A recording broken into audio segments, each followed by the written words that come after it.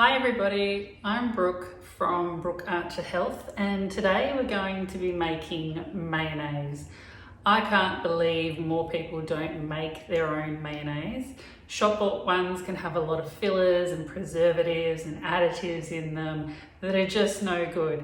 And it really is so quick and easy to make your own with a few ingredients that you've probably actually got at home already or can really easily get from the shops. So we're going to make mayo, and then I'm going to show you in my next couple of videos how to turn that mayonnaise into your favorite Big Mac style sauce and also a tartare sauce to have with fish and things like that. So let's make the mayonnaise. I make this recipe probably once a week and we will enjoy it as mayonnaise, or we will turn it into other sauces as well. You can even add a bit of wasabi paste and make it into a Kewpie style mayonnaise. So this basis is really going to be something that you want to have in your repertoire so that you can make all the time and make meals more delicious.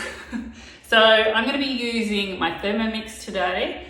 You can use a food processor, you can use a handheld mixer as well. Completely up to you and what you've got at home. It just needs to be a high-powered food processor so that you can really get that emulsification of the oil in the actual mixture as well. So we're going to use the whisk attachment, and you're just going to lock that into place. The same thing with most of your food processors. You'll have a whisk attachment as well. Pop that in. And what we're going to start off with is adding all of the ingredients, and I'm going to share in the link below to the recipe for this one as well. But we've got 2 egg yolks that we're just going to pop in. One of my egg yolks broke, so make sure that I get all of that in. And you really will tell the difference when you're making this recipe if you're using, quality eggs that are lovely and orange, yellow color as well. It'll give your mayonnaise so much more color, but also flavor too. Then we're going to add in a teaspoon of lemon juice. Now I've actually squeezed a full lemon here just to make it a little bit easier. Then we're going to do the same with a teaspoon of white vinegar.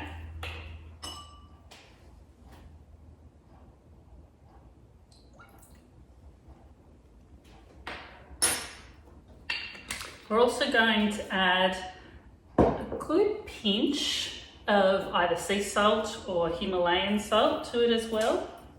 It won't make your mayonnaise gritty, but it will balance out all of those sweet and sour and salty kind of flavors for the mixture.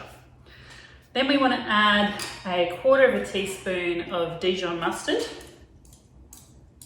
Now try and find a Dijon mustard that really is just still mustard without all the other things added to it, if you can. Now you can add honey if you are somebody that likes it a little bit sweeter. We particularly like it that more tart sort of lemony flavor when we make ours, so we might even add extra lemon juice to ours generally.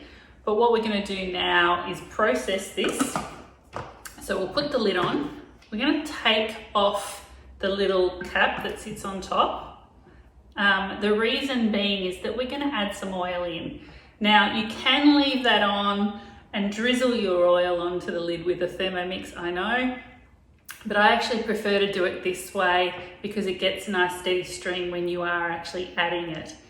With a food processor, you're going to have exactly the same thing. The lid's going to have a place where you can actually really just slowly filter this in, okay? So you want to start off with 3/4 cup of your oil. Now, with your oils, a lot of people when they're making mayonnaise, this is kind of where it goes a bit wrong for them. I tend to use macadamia oil because it has a very light flavor. If you use something like olive oil, it's going to have much stronger flavor, even with some of the ones that aren't really over the top with their flavor. If you use avocado oil, you may still get some of that extra flavor as well as a green tinge to it as well.